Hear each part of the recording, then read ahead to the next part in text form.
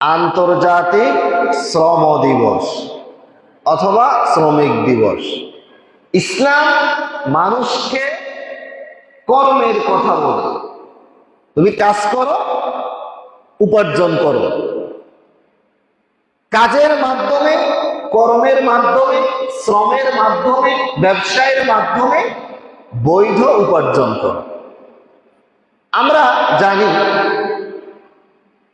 একজন মুমিন ঈমান আনার পরে সকল ফরজ ইবাদতের আগে, ঈমান আনার পরে বাকি সকল ফরজ ইবাদতের আগে গুরুত্বপূর্ণ তার জন্য ফরজ ইবাদত হলো হালাল উপার্জন, বৈধ উপার্জন। আপনি ঈমান এনেছেন, এরপরে আপনার কাজ হলো হালাল উপার্জন করবেন। হারাম ইনকাম উপার্জন করা যাবে না। এটা সকল নবী রাসূলদের দায়িত্ব ছিল।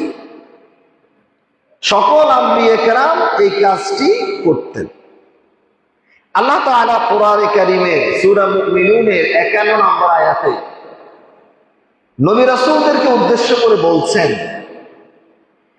ইয়া আইয়ুহার রাসূল কুলু মিনাত তাইয়্যিবাতি ওয়া'মালু সালিহান ইন্নী বিমা তা'মালুনা আলীম।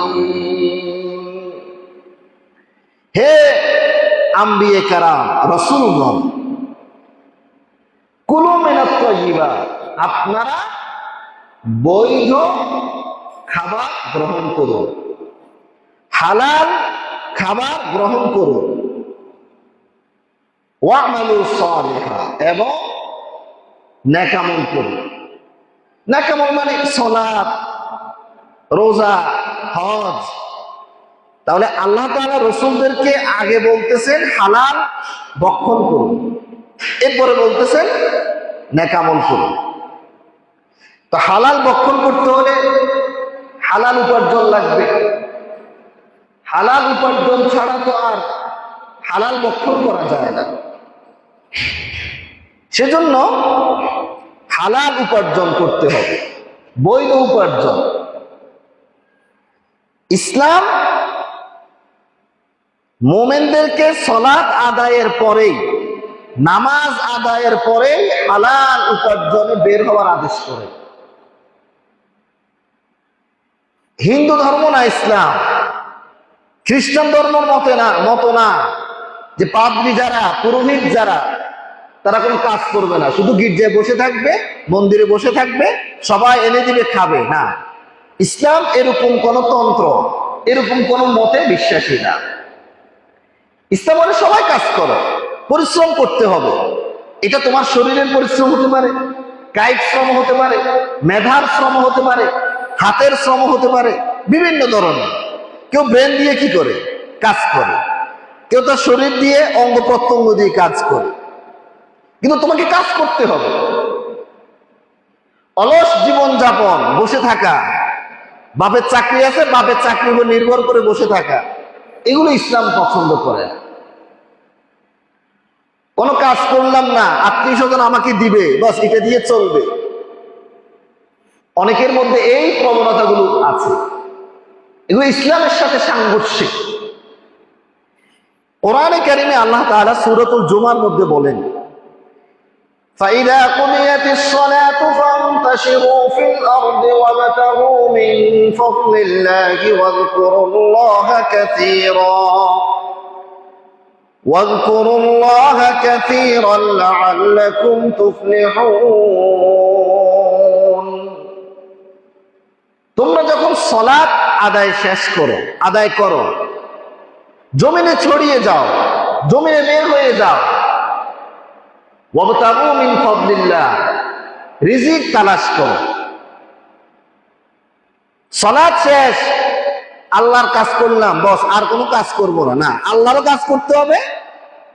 জগতে, দুনিয়াতে বেঁচে থাকার জন্য জাগতিক কাজও তোমাকে করতে হবে, দুটো কাজ করতে হবে। আখিরাতের কাজও করতে হবে, দুনিয়ার কাজও তোমাকে। রব্বানা আতিনা ফিদ দুনিয়া হাসানা ওয়া ফিল আখিরাতি হাসানা। আল্লাহ দুনিয়াতে আমাদের কল্যাণ দাও, সুখ দাও, আখেরাতেও দাও। দুনিয়াও লাগবে, আখেরাতে। তবে দুনিয়া হতে হবে আখেরাতের আলোকে, আখেরাতকে সামনে রেখে। অতএব বৈধ উপার্জন, হালাল উপার্জন, এটি গুরুত্বপূর্ণ জিনিস। হারাম ইনকাম দিয়ে আমরা যা খাই, ভক্ষণ করি, তাতে আমাদের কোনো ইবাদত কবুল হবে না। আর এই বৈধ উপার্জন এটি সাধারণত হয় দুই ভাবে, দুটি পথে। কয়টি পথে? দুটি পথে। একটি হচ্ছে ব্যবসা, আর একটি হচ্ছে শ্রম। মূলত ব্যবসার মধ্যেও কিন্তু কি আছে? শ্রম আছে। মূলত জিনিস একটা, সেটা হলো শ্রম, কর্ম। ব্যবসাটাও শ্রমের বা কর্মের, চাকরিটাও শ্রমের অন্তর্ভুক্ত। আমি মাদ্রাসায় চাকরি করি, আরেকজন স্কুল কলেজে চাকরি করে, এটাও কিন্তু একটা কি? শ্রম। আমি যাচ্ছি, ছাত্রদেরকে পড়াচ্ছি, পরিশ্রম হচ্ছে, আমার শ্রম আছে। তাহলে মূলত বৈধ উপার্জন হয় কিসের মাধ্যমে? শ্রমের মাধ্যমে। আপনি কর্ম করবেন, এটা আবার নিজের কাজ হোক, অন্যের অধীনে হোক, যেভাবে হোক, তার মাধ্যমে আপনি ব্যবসা শ্রমের মাধ্যমে। রাসূলুল্লাহ সাল্লাল্লাহু আলাইহি ওয়াসাল্লাম বলেছেন আমল কাসবি, মুসনাদ আহমদের কাছে, আফদাল কাসব বাইউল মাবরুর ওয়া আমাল রাজুলি। পৃথিবী সর্বোত্তম উপার্জন হচ্ছে ভালো পুণ্যময় ব্যবসা। টাকা কিন্তু কিসের মধ্যে? ব্যবসা। পৃথিবী যত ধনী আছে, এর কি চাকরিজীবী নাকি ব্যবসায়ী? ব্যবসায়ী। কারণ ব্যবসার মধ্যে আল্লাহ অনেক বরকত রেখেছে, শ্রমের মধ্যে অনেক বেশি বরকত রেখেছে। বাইউল মাবরুর, ব্যবসাতে আল্লাহ তাআলা অনেক বেশি বরকত দিয়েছে। আমাদের উলামায়ে কেরাম ওস্তাদেরা বলতেন, মাল বেতে যার সম্পদ আসে কিসের মাধ্যমে? ব্যবসার মাধ্যমে। এলেম বে বহস, জ্ঞান আসে কিসের মাধ্যমে? গবেষণার মাধ্যমে। মুলুক বি সিয়াসা, ক্ষমতা আসে রাজনীতির মাধ্যমে। এলেম বে বহস, মাল বে তিজারত, মুলুক বে সিয়াসা। জ্ঞান আসে গবেষণার মাধ্যমে, মাল আসে ব্যবসার মাধ্যমে, ক্ষমতা আসে রাজনীতির মাধ্যমে। এজন্য সম্পদ ব্যবসাতে আল্লাহ তাআলা ব্যবসার মধ্যে অনেক বেশি বরকত রেখেছে। তো রাসূলুল্লাহ সাল্লাল্লাহু আলাইহি ওয়াসাল্লাম বলছেন, সর্বোত্তম উপার্জন হচ্ছে পুণ্যময় ভালো ব্যবসা, যেখানে চিটারি থাকবে না। আপনার কাপড়ের দাম 100 টাকা, মহিলা মানুষ গেছে, বলতেছেন এটার দাম 6000 টাকা। 500 টাকার কাপড়ের দাম 6000 হয়ে গেল। তো ও চিন্তা করে 6000 হলে আর কত মূল্য বল, ঠিক আছে 4000। তো বলে যে আরে আপনি 2000 টাকা এত তাড়াতাড়ি কমায় ফেলছেন, সামান্য ক টাকার কাপড় কত বেশি দামে কি করা হচ্ছে? যেটা অন্যায় সেটা অন্যায়, কিন্তু হালাল ভাবে যদি আমরা ব্যবসা করি, আল্লাহ তাআলা অনেক বেশি বরকত দান করে। হালাল পন্থায় হতে হবে। আরেকটি হচ্ছে ওয়া আমালুর রাজুলি বিয়াদি, কোন ব্যক্তির কাজ তার হাত দ্বারা, অর্থাৎ কর্ম। কর্মের মাধ্যমে যে উপার্জনটা করি, এটা সর্বোত্তম উপার্জন।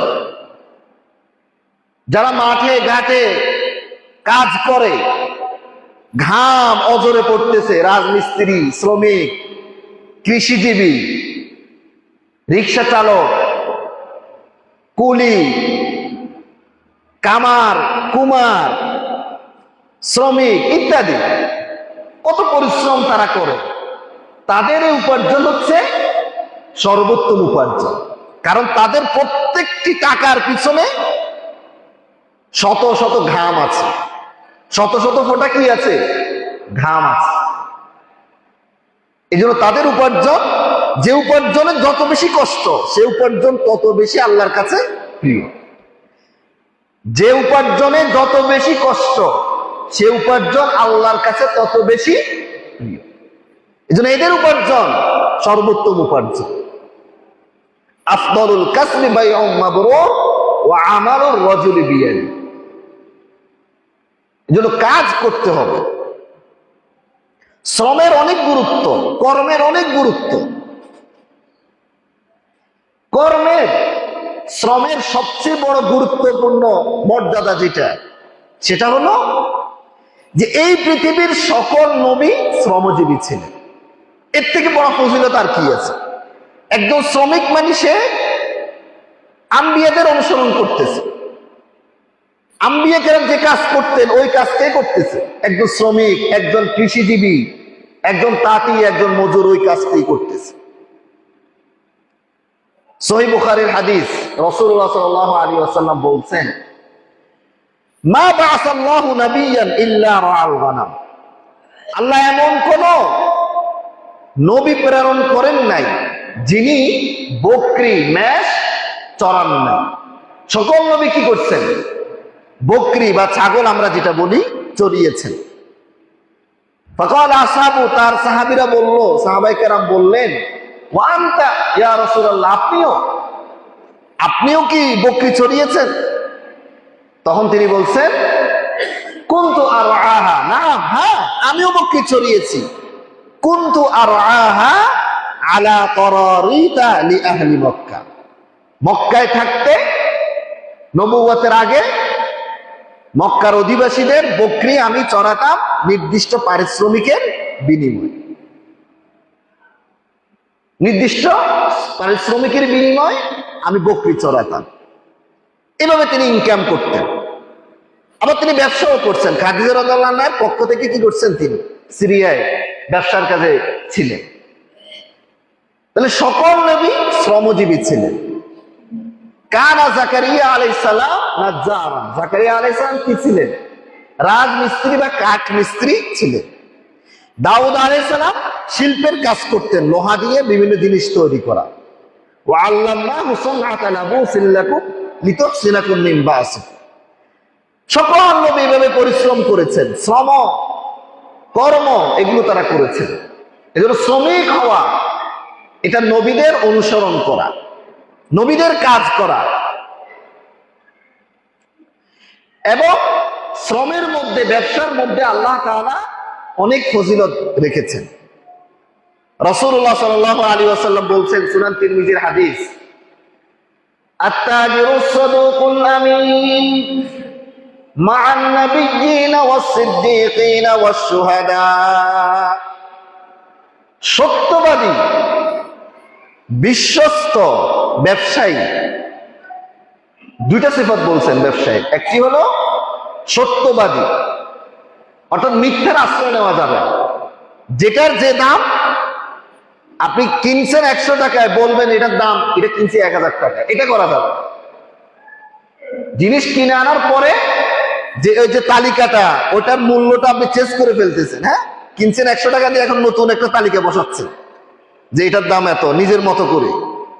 এটা করা যাবে। আমি বিশ্বস্ত হতে হবে। এরকম ব্যবসায়ী নবীদের সাথে, সিদ্দিকীদের সাথে, শহীদদের সাথে হাসরের মাঠে, কিয়ামতে, জান্নাতে থাকবে। সুবহানাল্লাহ বলবেন না? বিশাল ফজিলত ব্যবসায়। আবার এটা তো আমরা খুশি যে ব্যবসায়ের অনেক ফজিলত। যারা আবার অসৎ ব্যবসায়ী, অসৎ উপায় অবলম্বন করে, তাদের শাস্তির কথাও এই সুনান তিরমিজিতে এসেছে। রাসূলুল্লাহ সাল্লাল্লাহু আলাইহি ওয়াসাল্লাম বলছেন, ইন্নাত তাজির ইউবআসু ইয়াওমাল কিয়ামাতি ফাজিরা। একজন ব্যবসায়ীকে কিয়ামতের দিন পাপী হিসেবে, পাপাচারী হিসেবে, ফাসিক হিসেবে উঠানো হবে। তবে ভিন্ন তারা, মানিত্তাকাল্লাহ, যে আল্লাহকে কি করে, যে ব্যবসায়ী আল্লাহকে ভয় করে, ওয়া বাররা ওয়া সাদাকা, এবং সৎভাবে ব্যবসা করে, সত্য কথা বলে, সত্যবাদী হয়, ওজনে কম দেয় না। মাছের ব্যবসার ক্ষেত্রে কত ধরনের সিস্টেম আছে। আপনি দেখবেন অনেক সময় এমন হয়, 1 কেজি মাছ কিনে নিয়ে আসছেন, আবার নতুন করে মাপেন, দেখবেন যে 40-50 গ্রাম 100 গ্রাম কম থাকে। এটা কি কি সিস্টেম আছে, কেমনে কি? যারা এটা করেন তারা অন্যায় কাজ করতেছেন, হারাম ভক্ষণ করতেছেন। আর যারা করেন না, সঠিকভাবে ওজন করতেছেন, তাদের ব্যবসা আল্লাহ বরকত দিবে এবং তারা কিয়ামতের ময়দানে সাহাবীদের, নবীদের সাথে, শহীদদের সাথে থাকতে পারবে। বরকত আসে কার থেকে? আল্লাহর থেকে। আপনি একজনের উপর জুলুম করবেন, সেটা আল্লাহ তাআলা আরেক জায়গায় আপনার ক্ষতি করে দিবে। আপনি দেখবেন এখানে যা নিছেন এর থেকে বেশি আপনার চলে গেল। এজন্য শারীরিক, কায়িক বা মানসিক যে কোনো ভাবে আমাদেরকে শ্রম দিতে হবে। আমাদের দেশে আমরা শ্রমিকদেরকে, শ্রম পেশাকে আমরা খুব ঘৃণার সাথে দেখি। আমাদের সমাজে যারা কুলি, মজুর, তাঁতি, রিক্সা চালক বা বিভিন্ন ভ্যান চালক, কামার, কুমার, জেলে, আমরা মনে করি এদেরকে আমরা ঘৃণা, এই পেশাটাকে আমরা ঘৃণার চোখে দেখি এবং নিচু শ্রেণীর মনে করি আমরা, যে এরা হলো সমাজের নিচু শ্রেণী। এই জিনিসটা আসছে প্রাচীন হিন্দুদের থেকে। হিন্দু সমাজে আপনারা জানেন মানুষ কয় শ্রেণী? ওখানে 4 শ্রেণী। তারা এই কর্মের মাধ্যমে উঁচু শ্রেণী নিচু শ্রেণী কি করে তারা ভাগ করে। ব্রাহ্মণ, ক্ষত্রিয়, এরপরে বৈশ্য আর শূদ্র, এরকম কি নাম আছে। এভাবে তারা হিন্দু সমাজে যারা এই কাজগুলো করে তাদেরকে একদম নিচু শ্রেণীর মনে করা হয়। এই জিনিসটা হিন্দুদের থেকে মুসলমানদের মধ্যে আসছে। ইসলামে কোন কাজ, এটা কোনটা ভালো কোনটা মন্দ, এটা নিরূপণ হয় হালাল হারামের মাধ্যমে। যে কাজ হালাল সেটা সর্বোত্তম কাজ, আর যেই কাজ হারাম সেটা সর্বনিম্ন কাজ। এখন আমরা এটা দিয়ে মাপি না, আমরা চিন্তা করি হারাম হালাল কোনো হিসাব না, যেখানে অ্যামাউন্ট বেশি, হ্যাঁ, যেখানে সম্মান বেশি, আমাদের দৃষ্টিতে আমরা মনে করি এটা হলো সর্বোত্তম পেশা। অথচ না, ইন্না আক্রামাকুম ইনদাল্লাহি আতকাকুম, তোমাদের মধ্যে সবচেয়ে সম্মানিত যার তাকওয়া যত বেশি, যার উপার্জন যত বেশি হালাল, সে আল্লাহর কাছে তত বেশি প্রিয়। এই যে যারা আমাদের সমাজে যারা খেটে মাঠে ঘাটে কাজ করে, এরা বহু আগে আমাদের জান্নাতে চলে যাবে। দরিদ্ররা গরিব ধনীদের 500 বছর আগে কোথায় চলে যাবে? জান্নাতে চলে যাবে। এবং তাদের উপার্জন একদম পিওর।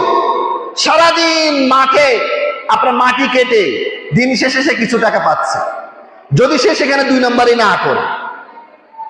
এখন তো সব জায়গায় 2 নম্বরই। যারা মাটি কাটে এরাও আবার অনেক জায়গায় মাটি মাপের ক্ষেত্রে, হিসাবের ক্ষেত্রে, ঘন্টার সময়ের ক্ষেত্রে উল্টাপাল্টা করে।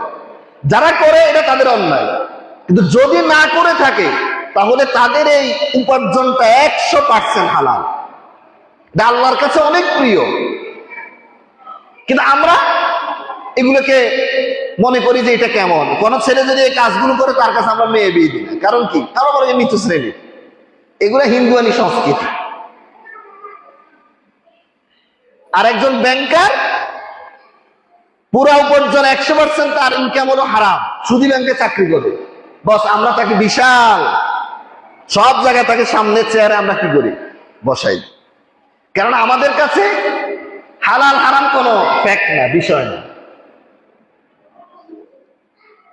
এই জিনিসগুলো আমাদেরকে ক্ষতিগ্রস্ত করেছে দুনিয়া এবং আখিরাত।